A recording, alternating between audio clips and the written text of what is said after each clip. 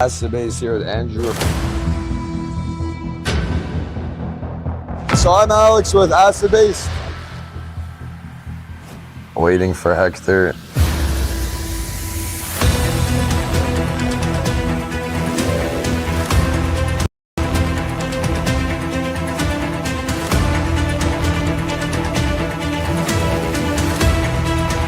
I'm a truck driver now. I got my CDL.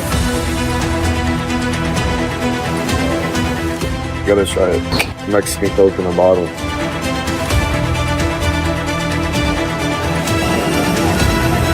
So we arrived to Airbnb number 2.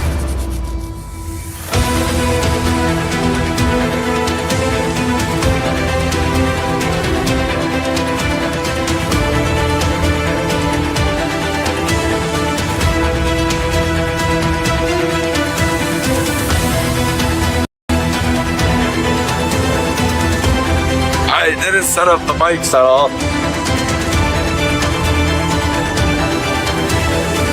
Airbnb in Monterey.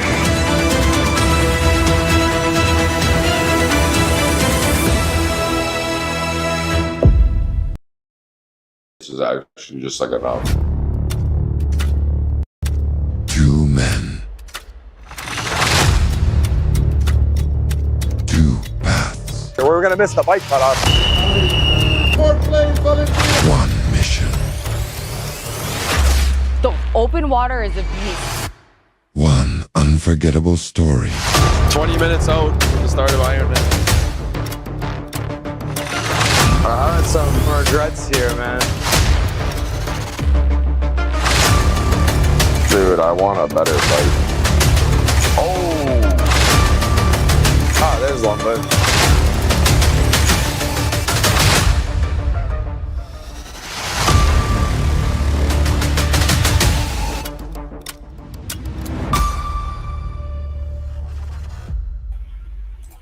What is going on, everybody? Happy Friday. Going to be joined today by Danielle Spinelli of My Carrier Portal. Talk about some freight fraud and general stuff along those lines. Let's hop right into it. What is going on, Danielle?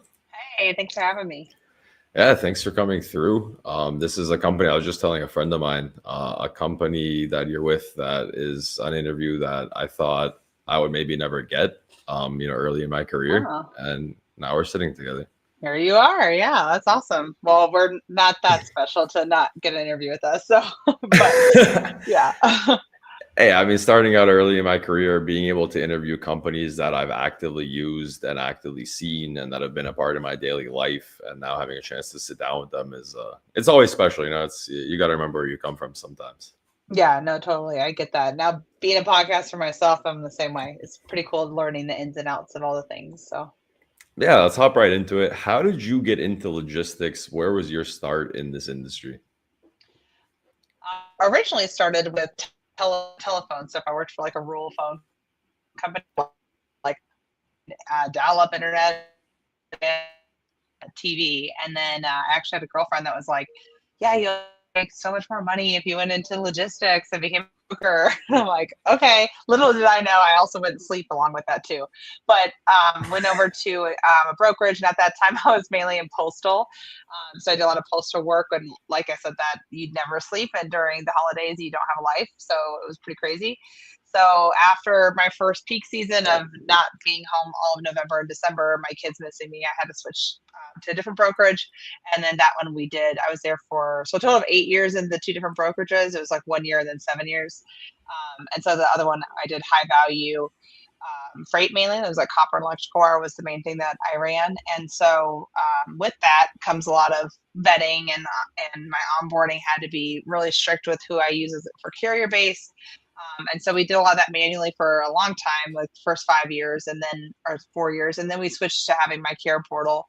And that just made like all the world of difference for me. And so, literally we went from maybe having like a load storm like every 6 months to a year to nothing. And it was, my processes were faster. I was getting loads covered faster. I was making more money because we could take on more loads. So I actually reached out to one of the other sales guys at the time. He was kind of the OG sales rep.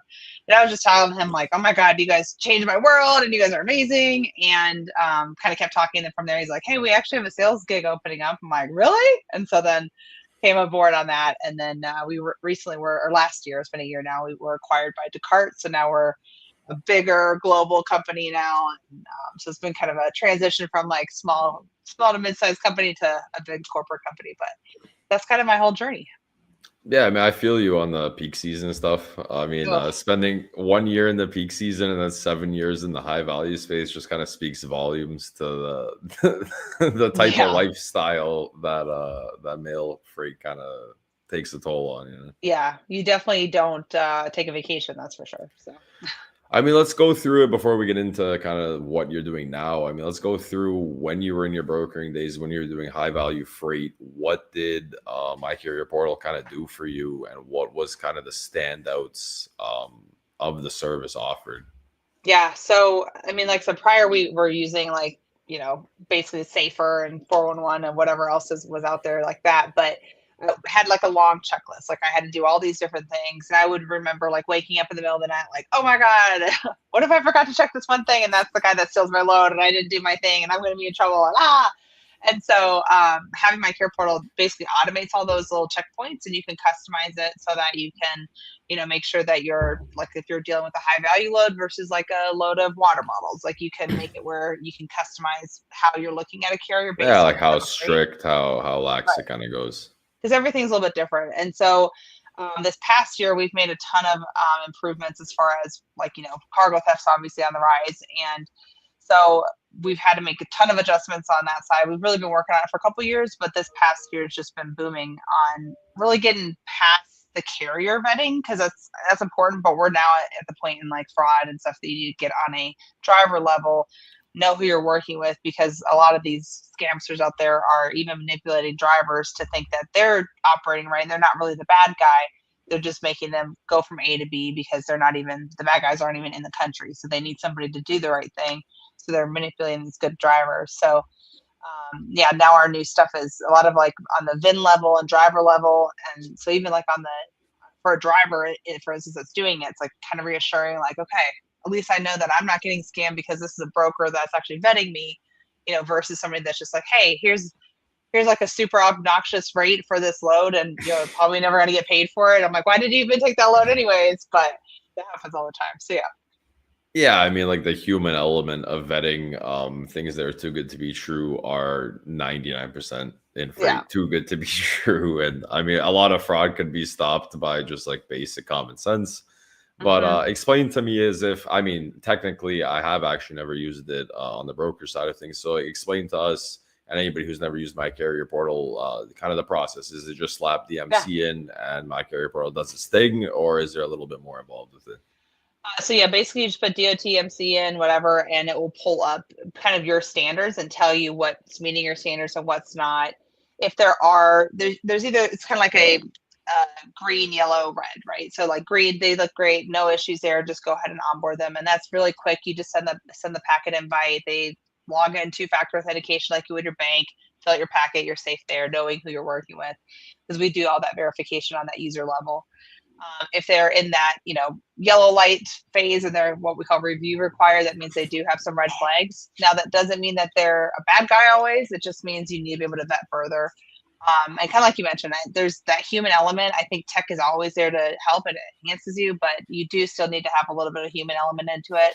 So we built something called VIN verification, where you send a text out to the driver. They take a picture of their truck, show their VIN number, and we actually grab that VIN, tell you who the truck belongs to, tell you where that driver's at. And this is like prior to even putting them on a load.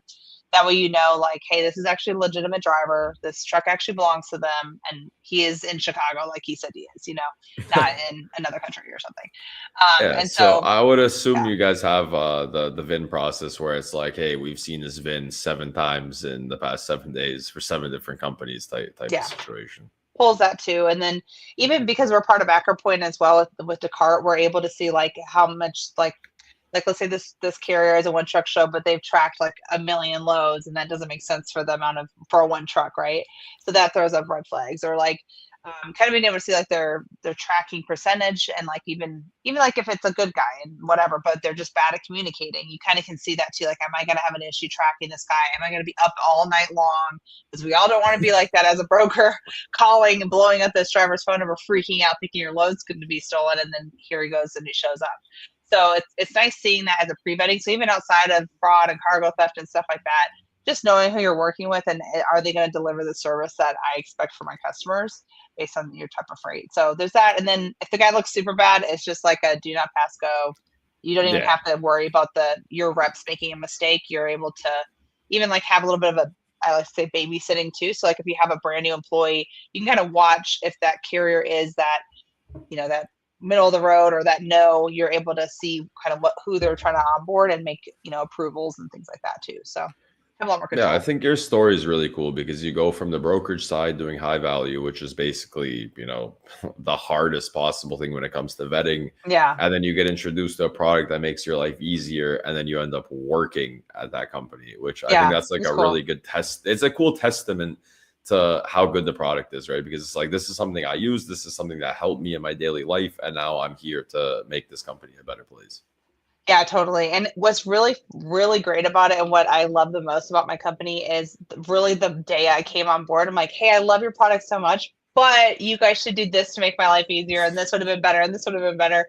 And we have really great developers that were there really from day one, kind of doing it all. And so I'll jump on the phone with them and they just like kind of do all the things. And so even now that I hear all the different cargo theft stories and I'm out on the roads and shows and going to cargo theft summits and all these other things, I can learn from that and kind of say, okay, I wonder if this story that I heard, I wonder if we were to have this developed and this would have been a safeguard that maybe would have prevented that, or at least thrown up a red flag. So you're like, I need to ask more questions. I need to see what's going on. So It's really cool being part of that too. Yeah, I mean, that's going to segue us actually into my next question, which would be like, what are some things that the human element can do prior to even putting the MC number into the tech, whether it be your guys' platform or any of the number of vetting platforms out there? What are some steps that brokerages should be taking in vetting, prior to getting to this point? Yeah, honestly. So I think during 2020, we all kind of switched from making phone calls and having like, your phone's blowing up and you're Straight on two email. lines, right? Yeah. And then now we're like straight email. I think a lot of this we could go back to where we were before with the phones. I don't understand kind of why. I do understand why I got away from it because I know it was easy. I remember I left the game when it was 2022. So I was part of all that. And so anyways, I just think kind of getting back to the phones, or at least having that firewall on your phones and your emails.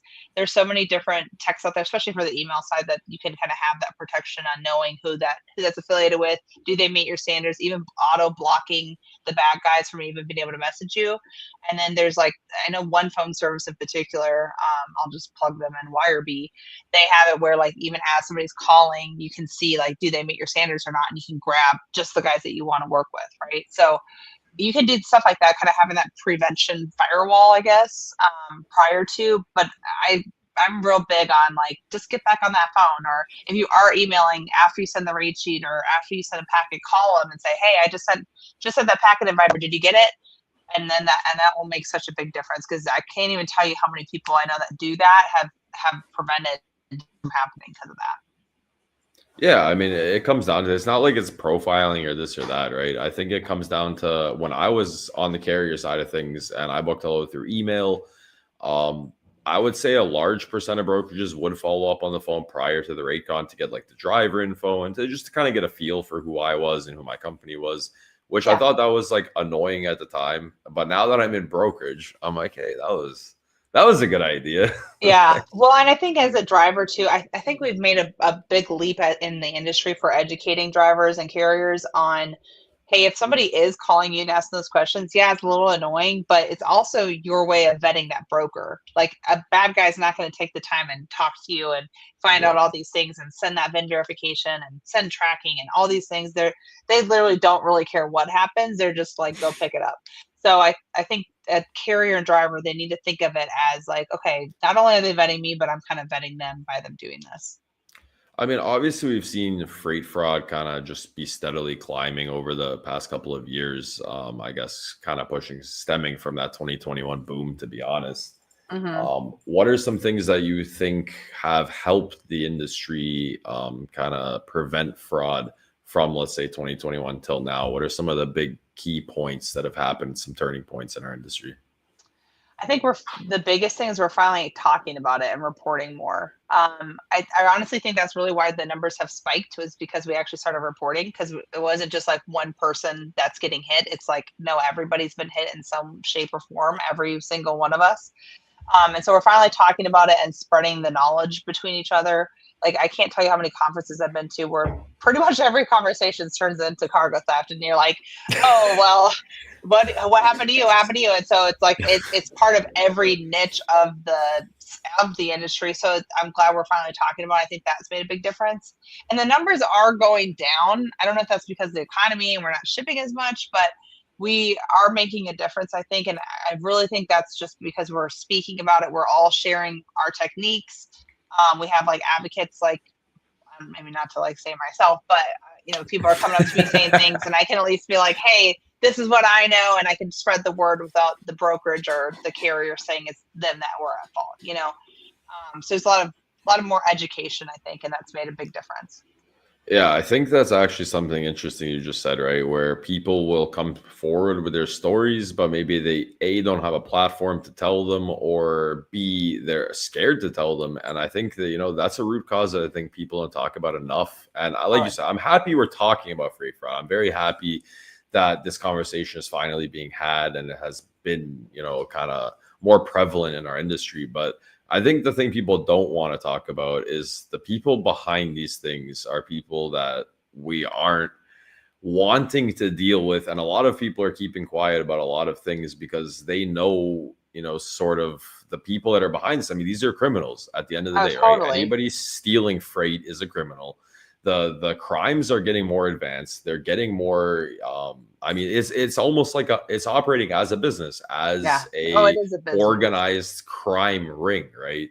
And I think that scares a lot of people from having these conversations and saying that their freight got stolen, and saying how it got stolen and by who it got stolen from, because it's global, right? At this point, you have outsourced people that are doing these updates and stuff. And they're worried that if they speak on what happened, that those people are in their country. It's like a really big problem. And I think we don't talk about the criminal side of it enough, right? Because this is crime. This is crime. And most of the time, so I went to California recently and did the ride along with it. So California Highway Patrol, they have a cargo theft task force. It's literally it's 4 guys technically. One's like a head up though, one's a sergeant, and then there's 2 detectives. So 2 people handling all of Southern California. It's like crazy, which is like, I would say 60% of all the freight. Yeah, it's kind of not enough people, because that's like the hottest spot. Even out of all California, like that's the Mecca. But anyway, so they were telling me how, even like because a lot of times by the time somebody actually reports it and says the load's stolen, they're like 100% this is stolen.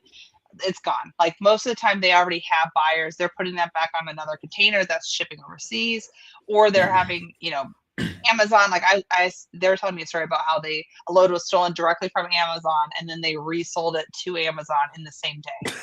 And so I know that, that's I guess an Amazon issue, but they are so advanced now that they are able to get the product moved so much quicker.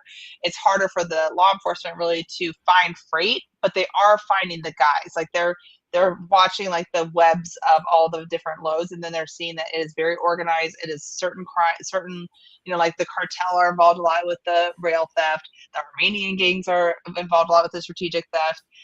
Sings are more like straight theft. So and Sings I know is like a last name, so I get a lot of heat whenever I say that. But there was 12 of them from the FBI. It's not my name, it's the FBI's.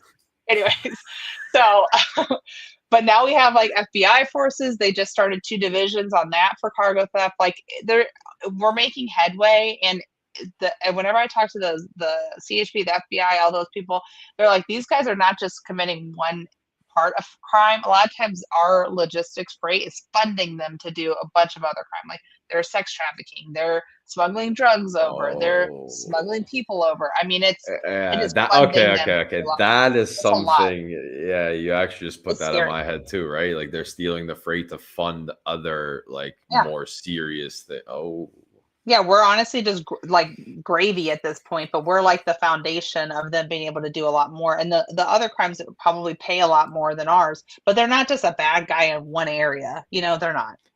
So Yeah, I mean, what would you wild. think needs to start happening? What are a couple of key points that we need to do to further this fight against fraud to kind of keep fighting the fight?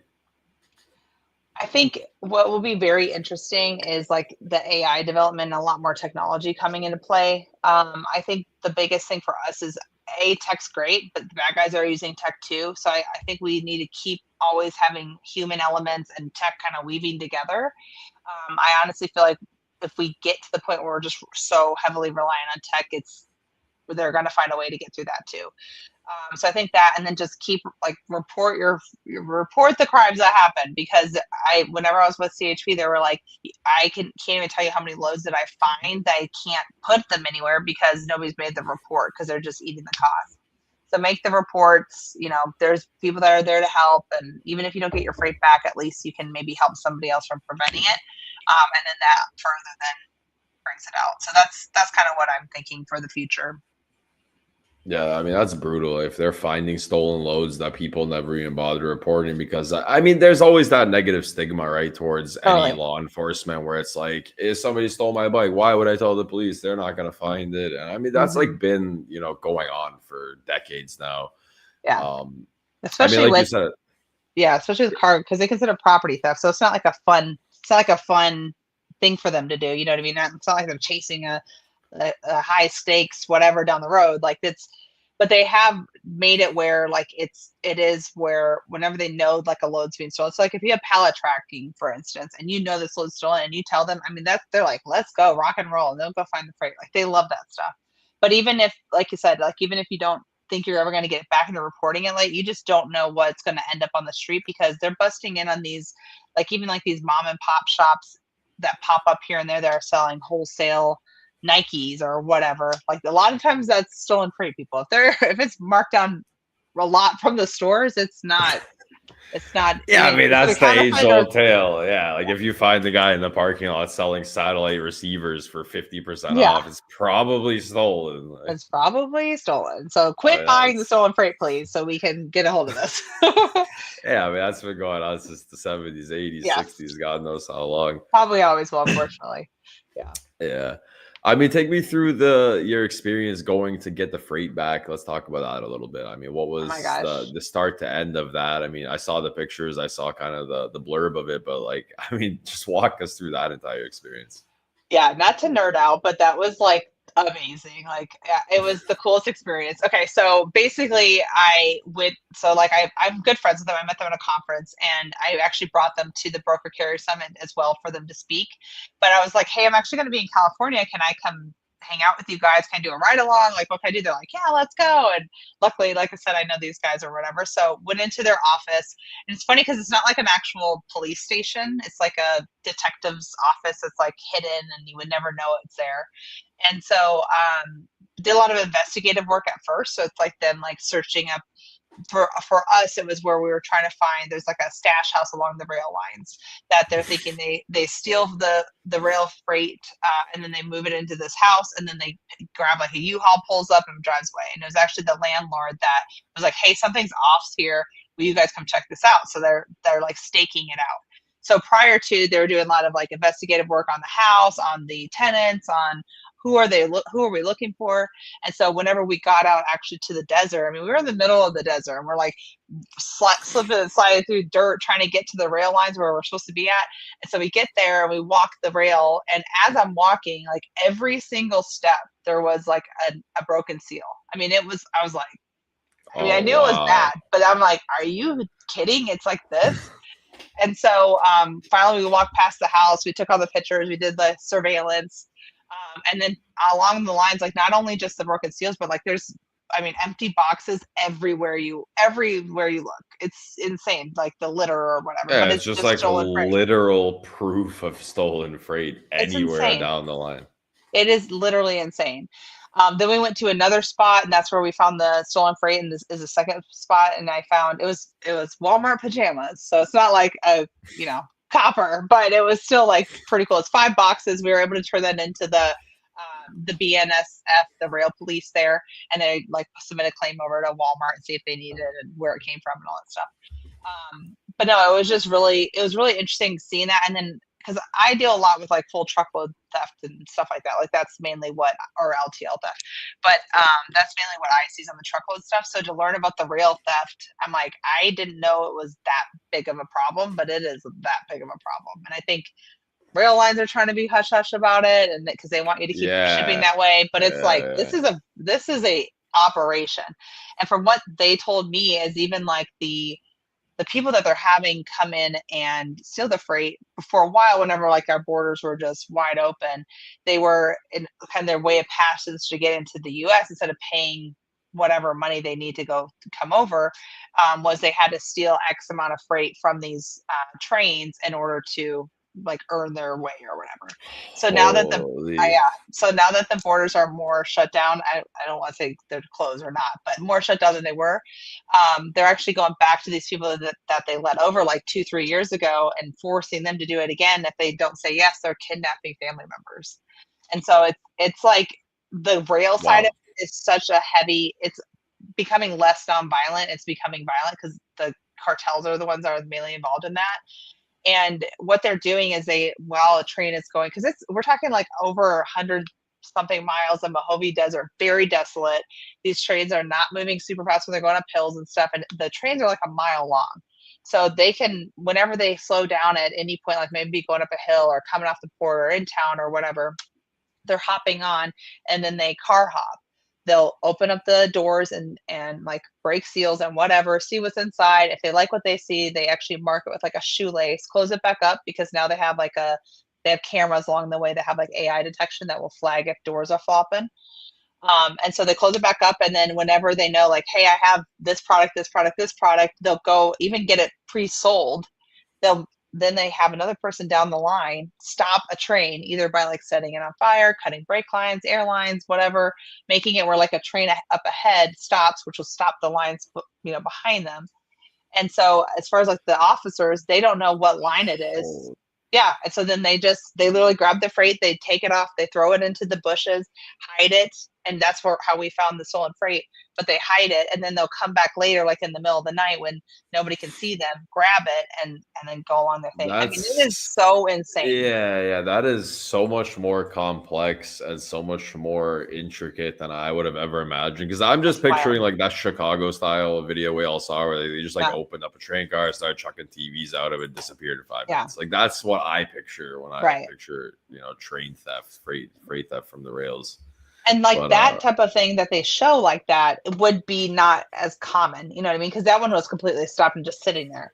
Yeah, it's just brazen theft in broad daylight. Yeah, this is like literally an operation. So like usually they'll have like 30 to 40 guys come out as soon as the train stops, and just they know exactly which ones to go to. They go there, grab it, and they're gone. And like I said, the conductor, it's not safe for him to walk around because he could get killed, but also it's a mile-long walk to get to the end of it to find these guys, and usually they're gone. So now they do have like drones that they put out, and they like watch the things because the guy can't really go out there. But even by the time they report it, somebody gets there, these guys are long gone. So it's pretty crazy. Yeah, it's actually absolutely insane to think about the level and like just the intricacy and thought process of how much like work goes into theft, right? And I was told sometime in some interview that we did somewhere along the lines where it's like you run your business, right? So you're busy running your business, building your business, scaling your business, trying to keep it alive, especially in these times lately in this market. The scammers are just scamming you. Like they're just spending all their time. Yeah, their job is to ruin your business, and they have a lot more time than you do because you have a small portion of your day to fight fraud, and they have their entire day to try to scam you. We have to be 100% right. They have to be 1% right to be able to do the things. And what's interesting is there's a lot of different cultures out there that literally it's not like it is in the US with scamming people and calling these people like whenever for a while we had the scams where like they were calling grandmas and saying that your grandson's in jail and come bail him out, wire money to this, and they're like going to the wiring things, like all these things. But there's like cultures that that's not bad. They're like, this is how I make money. It's not like it is here. So it's totally different mindset. And it's like, how do you stop those guys? They're able to do all this stuff virtually, but it is totally organized. They know our industry in and out. I blame that a lot on like offshore and staffing and stuff. I mean, not to dog those people, because there's great people, but I think that's how they really got to know our industry. And so then now they're just going to town. So we really need to change a lot of things. Like, for instance, we should change blind shipments. Why the heck are we still doing blind shipments? Yeah, why does that No even matter what. exist ever? Why? Like ever? Like, I get the purpose of it, but like, why have we not come up with like a more intelligent way to handle that than like a piece of paper that tells you to go to a different spot than where it should go? Like, come on. Come on. No, you know what it comes down to? It comes down to like just honest business, right? Because like blind shipments exist because somebody doesn't want somebody to know how much money they're making. Right. And like that's fine, I guess. Like whatever, I guess that's fine. I mean, if you're doing dishonest business and you're having like okay, for example, if we're Carrier Defender, we have a case that comes across the desk, and some truck driver gets to some shipper, and the shipper doesn't speak great English. And they're like, what's your pickup number? And so the driver's like, I don't know how to communicate with this guy. He just shows him the rate con, like, here's the pickup number. I don't know what else to do at this point. It's like just on his phone, you know? Yeah. And then the shipper sees the rate that the truck got paid and sees that the broker made like God knows how much margin on that freight. And now the broker loses his customer. Right. And I'm sitting there in this situation as, you know, trying to defend the carrier. And I'm thinking about all of this. I'm like, all right, so the broker is making ungodly margins to the point that the shipper is mad, and they're mad at the carrier for just kind of like exposing their bad behavior. Like, I don't know, it's just crazy industry. But even that was crazy. And I something that like at Broker Carrier Summit, what I love about that one in particular is that brokers and carriers talk to each other. That's the number one thing they talk about. Like, oh, you guys make so much money. And it's like, do you know how much tech it takes to fund to like actually be prepared? You know how much money it is when you lose a shipment and you have, and insurance doesn't cover fraud. You have to write the check for $250,000. Like that's money in your bank. And I just, it's interesting to me because when shippers are like that and they're like, oh, they're making too much or whatever. Okay, well then on the next RFP, be better about your rates. You should know what you're doing. That sounds like a you problem, not a broker problem. But then the market fluctuates so much. Like I remember losing like $1,000 on some loads, and then that same load would make me $1,000 6 months later. So it's like the market fluctuates so much, and sometimes you have that steady shipment. It's not like spot freight. So it just reminded me of like know. my first week in brokerage. So, like I was a carrier for a few years, and my first week in brokerage was DOT Blitz week, and I lost money. I lost money on like a bunch of shipments that week. And I remember asking my team, I was like, "Is this like? Did I just go from one side of losing money to the other side?" And they're like, "No, trust me, it gets better." Yeah, wait 1 week. Yeah, that's the worst week. But Carrie's just raking on that. So they know. I'm like, that's the thing. Like it's a cat. It's like a cat and mouse game. Like we know what we're all doing. And so I think it's interesting whenever shippers get mad about that or carriers get mad at brokers. Obviously, there are some that probably make a lot of money, but shippers should be smarter about their rates. Then there's literally tools out there that they can do rates. So. Yeah, I mean, it is what it is. Let's talk about as we wrap up sort of the fraud segment of this and we start getting into some other things. Let's talk about some of the scams you guys are seeing, some of the ways that truckload freight is going missing, and some things to maybe look out for to sort of obviously avoid losing your shipment. Yeah, I was actually have the newest technique thing. I'm gonna just pull up so I can read off of it. So number one, so because ELP and non-domicile stuff is happening, those carriers are not, or drivers, I should say, or carriers, whatever. They're not just not driving anymore. Either they're going to straight truck, box trucks because they're not having those same requirements, or they're simply selling their MC for dirt cheap, and then the bad guys are usually grabbing them and going to town. So there's a lot of selling right now to MCs. We're now seeing a lot of fraud and problems with safety in the box truck and straight truck industry, which they really haven't experienced stuff like that before. So that's kind of been an influx. The biggest thing with the MC selling is they usually buy something and they sit on it for a long time and then they kind of go to town. So for carrier education, it's like if you are selling, you should make sure that there's actually changing their FMCSA information. You're not just passing a phone, like selling them your actual cell phone number. I mean, that's to me just absolutely crazy that they do that.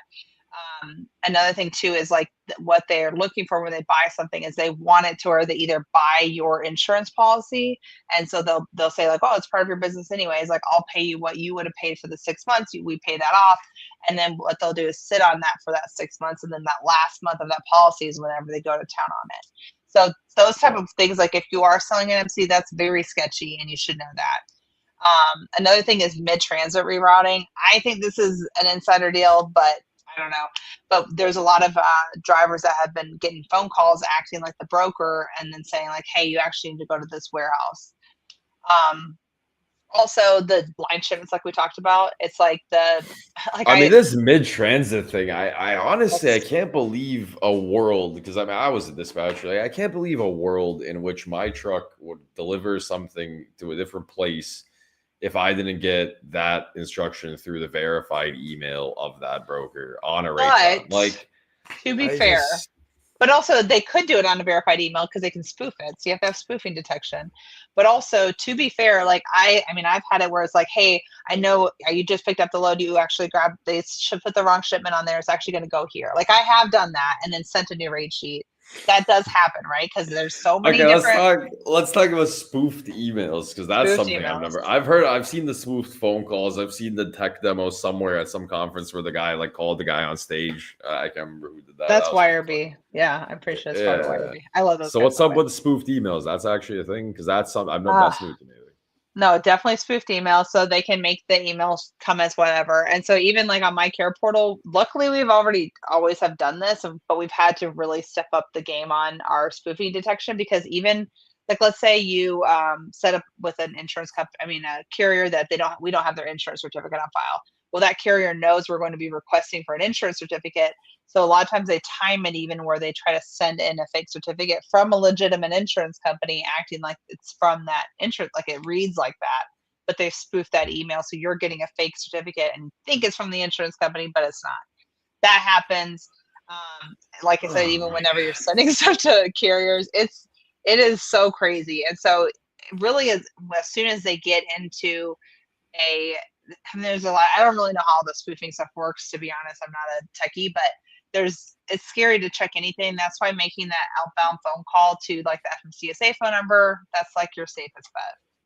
Yeah. I've always, luckily every carrier has used some form of factoring, and we always had like the Triumph number to call, or we would have like whatever factoring company's number to call and be like, hey, is this them? Yeah. And that was always, like I saved myself probably 500 times in my career using that method, because I'm like, something doesn't feel right. I don't know what it is. Right. You start doing the thing where you look at the rate cards, you start zooming into like pixel levels of like the rates, because they're going to change the date, the rate mostly. They're not going to change, much else than the dates and rates and maybe the addresses. But yeah, you start like going down the pixels of rate cons. You're like, this 0 doesn't look right. Well, now they're doing it where they even steal. So they call it cluster theft. So they will take the doors off. So as like a shipper and warehouse stock worker, you should be looking how those doors are. If you're seeing all the bolts and rivets and stuff on the outside. Yeah. I've seen that. Yeah, when they take like the doors off, but the seal is intact, and they just pop both doors off. Yeah, and so what they're doing with that, so usually they'll run a lane perfectly for you. Like as a broker, you'll see them run it perfectly, and they get to know the shipper and the receiver. They'll see how long they do inventory. They'll learn the lane. Sometimes they even like find a dock worker they can pay off. Like there's a whole bunch of scheming right into that. Like I said, this is organized crime. And so whenever they find, let's say like for a while their Best Buy was getting hit and they were stealing TVs like crazy. So they would change the BOLs to show, instead of 55 quantity, it would change it to 5. So the pixelized thing like you're talking about, and now AI can change this for us. So they would change the bills, take the doors off, take off the 50 things, leave the 5 things, deliver that. So then you're like, oh yeah, that got delivered, cool. And then on the receiver, they're signing it like, yeah, clean bill, no shortages, whatever, because they're reading the same thing. Yeah, there's 5 TVs in there. Yeah, that makes perfect sense for a full truckload. And then they don't do inventory for 6 months to a year, and then they're like, wait, where's all my freight at? And then that's whenever they find things out. Everyone's pointing fingers. It's that one financially is the biggest. That's the biggest thing right now. It's taking like even big brokers out of business.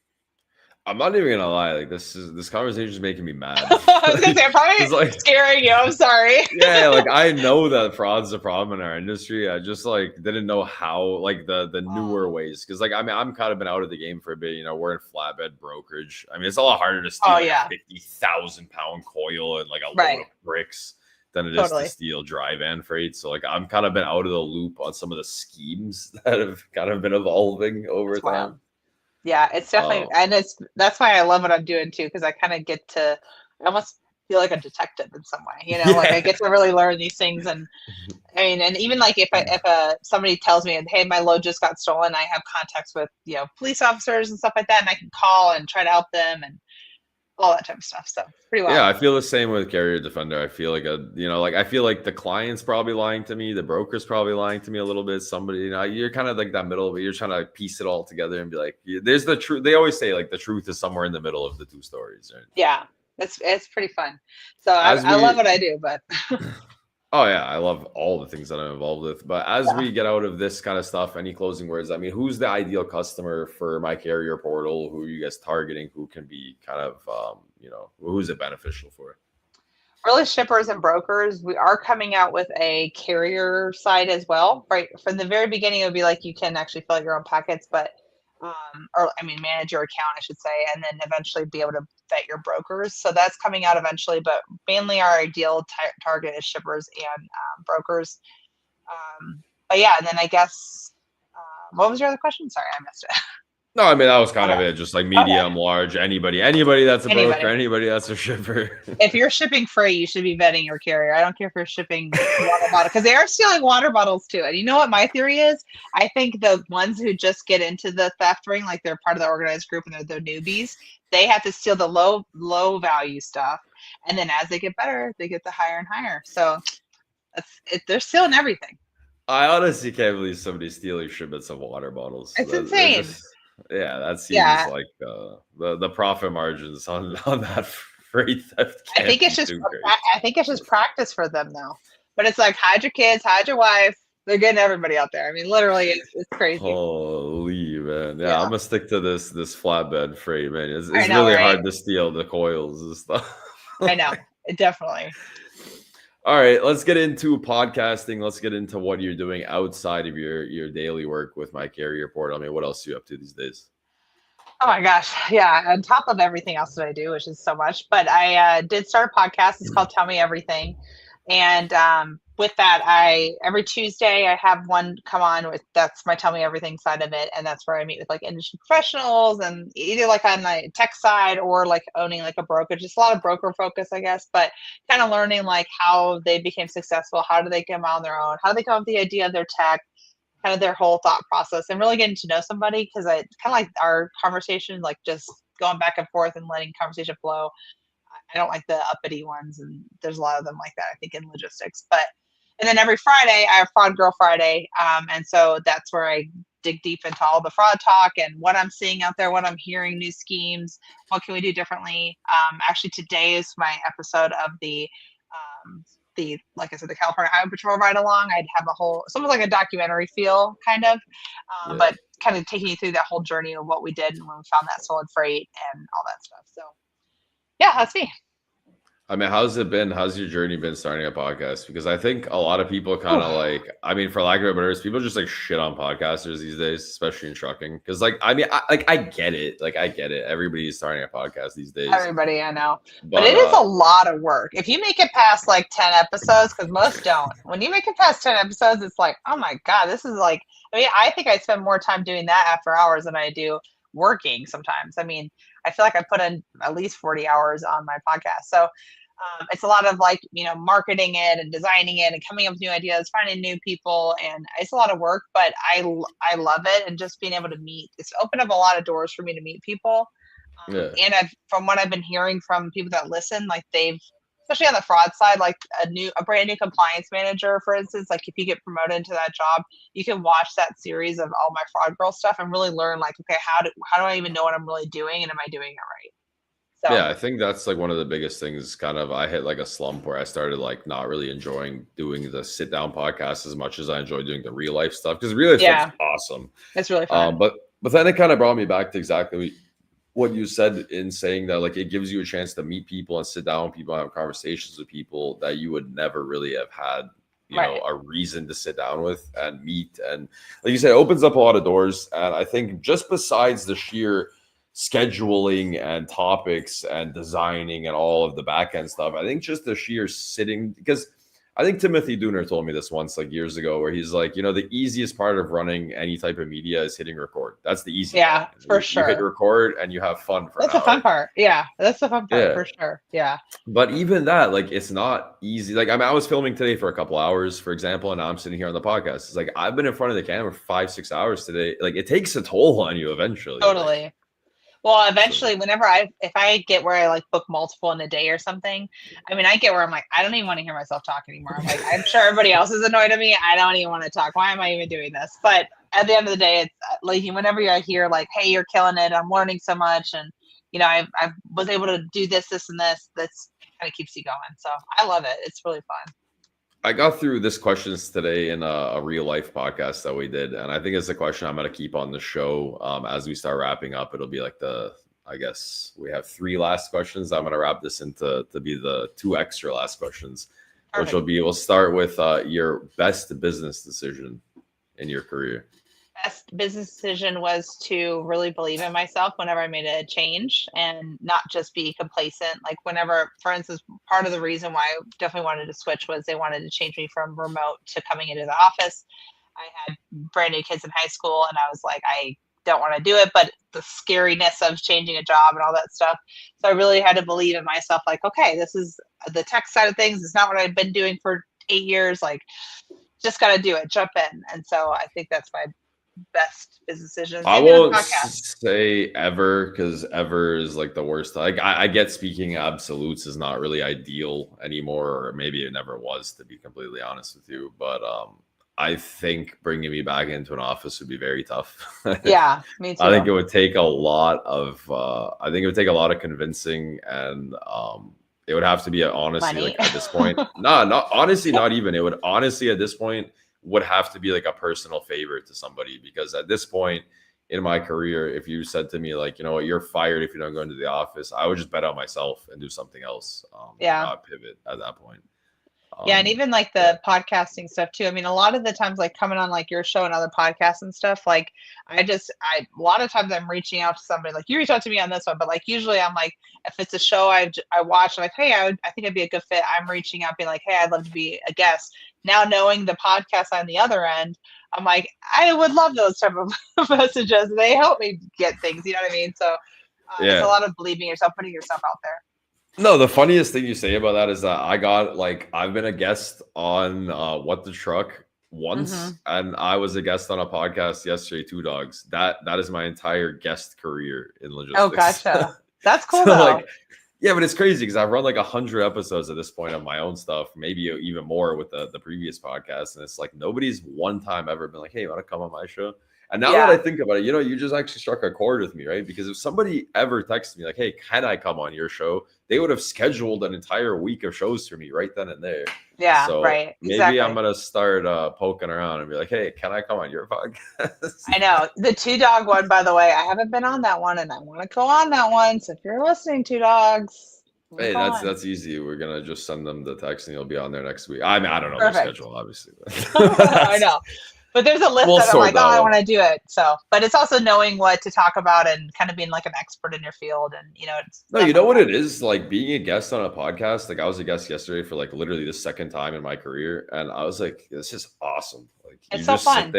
You just sit there and people ask you stuff and you just get to talk about stuff. And like, it's their problem to keep it interesting. And it's their problem to keep it like, I know, the questions coming. Yeah. Like being a guest is sick. Like I just sat there and just enjoyed my hour of chilling and talking to my friends. You know?